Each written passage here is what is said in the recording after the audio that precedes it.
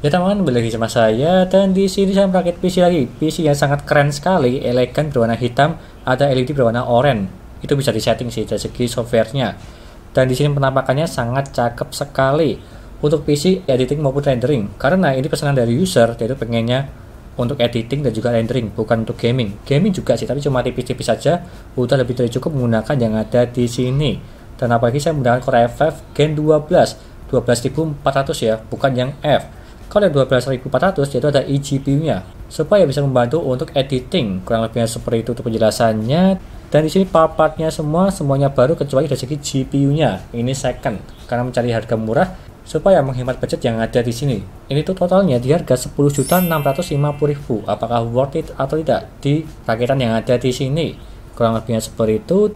Dan sebelum saya jelaskan apa saja spesifikasi yang ada di sini dan juga mereviewnya dari segi gaming maupun editing, jangan lupa klik subscribe teman-teman pojokan bawah tuh ya. Tinggal diklik seperti itu. Lanjut yang pertama. Di sini saya menggunakan Core i5 Gen 12 12400, 6 core 12 thread, udah lebih dari cukup, yang dimana ada eGPU-nya juga. Kalau yang biasa, bukan yang F ya. Di harga 2.450.000, ini tray ya, bukan box. Supaya lebih menghemat juga sih.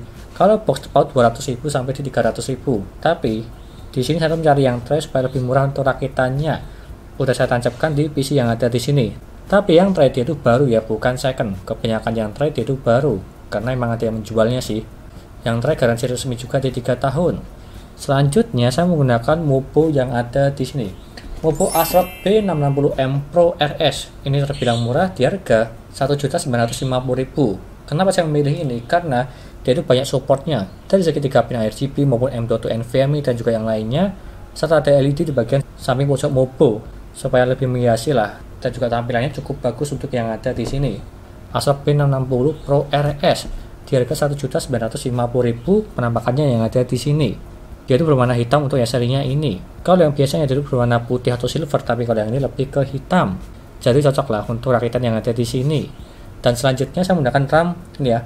Adata Spectrix D50 2x8GB yang ada di sini berwarnakan silver kehitam-hitaman lah, dan juga ada LED-nya RGB. Udah saya atur di warna oranye seperti contoh yang Anda lihat ini. Di harga 800.000-an untuk ini RAM-nya. Terbilang murah karena harganya pada turun-turunnya. Untuk RAM saat ini 2x8GB 16GB kit udah lebih dari cukup. Dan selanjutnya saya menggunakan GPU yang ada di sini yang bermainkan dari Gainward. Kenapa saya memilih ini? Karena dia itu ada backplate di bagian atas, sehingga kalau kalian melihat dari segi atas yang ada di sini, dia itu terlihat polos dan juga bagus lah. Berbeda kalau tidak ada backplate-nya, dia itu akan kelihatan PCB maupun baut-bautnya. Tapi kalau yang ini dia itu lebih tertata rapi dan juga enak dilihat lah. Maka dari itu saya memilih yang Gainward. Ada sih yang lebih murah ya, di mereknya Forion dan juga yang lainnya, tapi sayangnya tidak ada backplate-nya. Jadi saya memilih yang ini aja supaya lebih estetikanya lebih bagus. Di harga 1.950.000. Garansinya masih on sampai di 2024 untuk yang ini, garansi DTG. Dan selanjutnya saya menggunakan SSD NVMe ya, NV2 merek Kingston Gen 4 di harga 500.000 lah untuk yang ini, atau 500 ribuan. 500 GB udah lebih dari cukup. Udah saya tancapkan di bagian dalam sini dengan heatsink dari Mopo-nya supaya lebih dingin lah.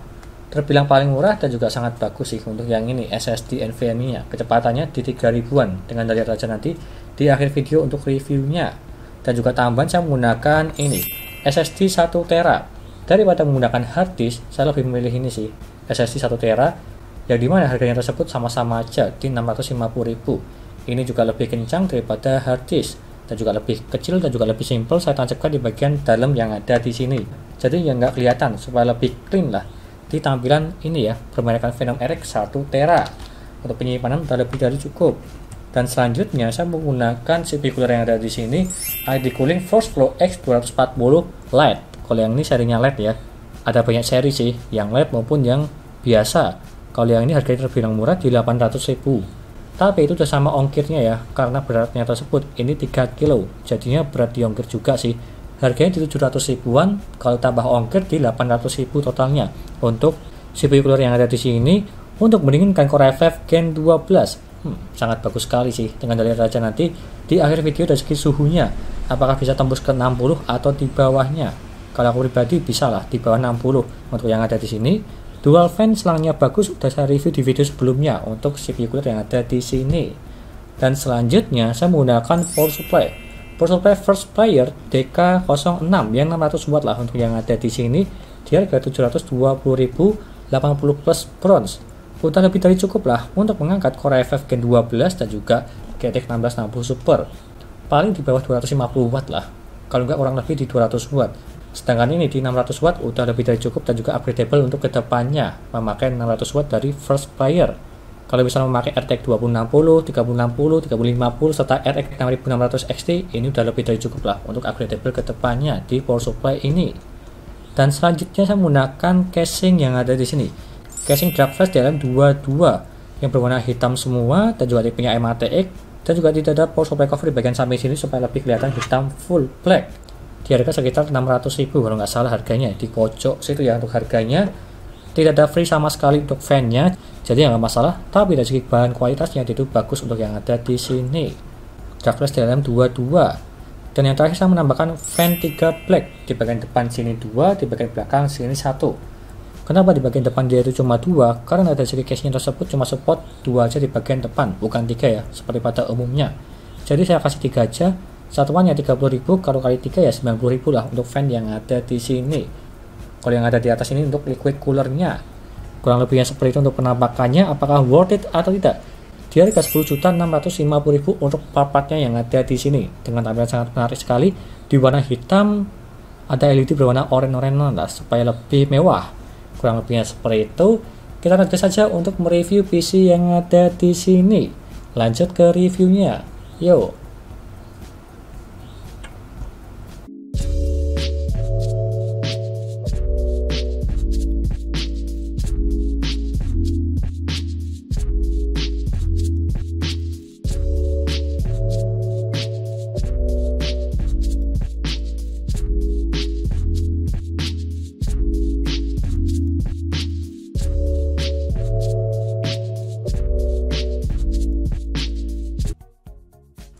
Lanjut yang pertama, dari segi booting Windowsnya menggunakan SSD NVMe Kingston NV2. Dan kita tunggu aja seberapa cepat dia untuk booting Windowsnya.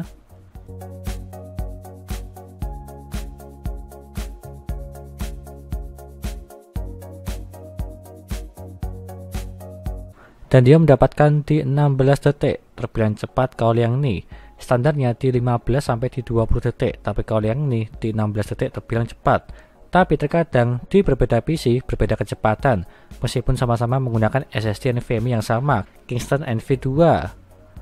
Lanjut ke HDS Sentinel untuk mengecek performa, kesehatan, dan juga suhunya. Untuk yang pertama, NVMe Kingston dia itu 100% semua, dan juga notnya dia itu perfect, serta suhunya di 25 derajat terbilang ini dingin banget, di bawah 30 derajat. Menggunakan heatsink tambahan dari Mobonya, ASRock B660M Pro RS. Jadi lebih dingin lah untuk yang ini. Dan lanjut ke SSD Phenom RX, dia itu 100% semua, dan juga notnya dia itu perfect, serta suhunya di 28 derajat terbilang dingin juga untuk yang ini, di bawah 30 derajat. Jadi sama-sama bagus. Lanjut ke Crystal Diskmark untuk mengecek kecepatan NVMe Kingston NV2. Untuk membacanya mendapatkan di 3817 dan juga menulisnya di 3182. Dan jika kita bandingkan yang ada di websitenya, dia itu up to-nya 3500 per 2100. Dan kalau kita bandingkan, dia itu melebihi semua dari segi realita. Ada yang jauh, ada yang dekat, tapi bisa dibilang ini bagus. Lanjut ke HW Monitor, yang dimana menggunakan AD Cooling Force Flow X240 LED untuk mendinginkan Core i5 Gen 12. Untuk minimal yang mendapatkan di 29 derajat. Dan juga maksimalnya di 53 derajat. Untuk minimalnya saya cuma diem aja di desktop tidak ngapa-ngapain. Dia untuk paling bawah di 29 derajat terbilang ini dingin, di bawah 30 derajat. Dan juga maksimalnya ini saya tes di Geekbench R15 5 kali berturut-turut. Dan yang mentok paling tinggi di 53 derajat terbilang ini sangat dingin lah. Menggunakan water cooling dari ID Cooling di bawah 60 derajat. Lanjut ke Geekbench R15. Untuk OpenGL mendapatkan di 227 fps menggunakan GTX 1660 Super. Dan juga CPU yang mendapatkan di 1425 CP. Lanjut ke gamingnya, yang pertama GTA 5. settingan 1080p dan juga settingan very high mendapatkan di 175 fps. Bisa dibilang ini lancar di settingan rata kanan. Apalagi di game GTA Roleplay, dia itu juga masih aman lah untuk yang ini.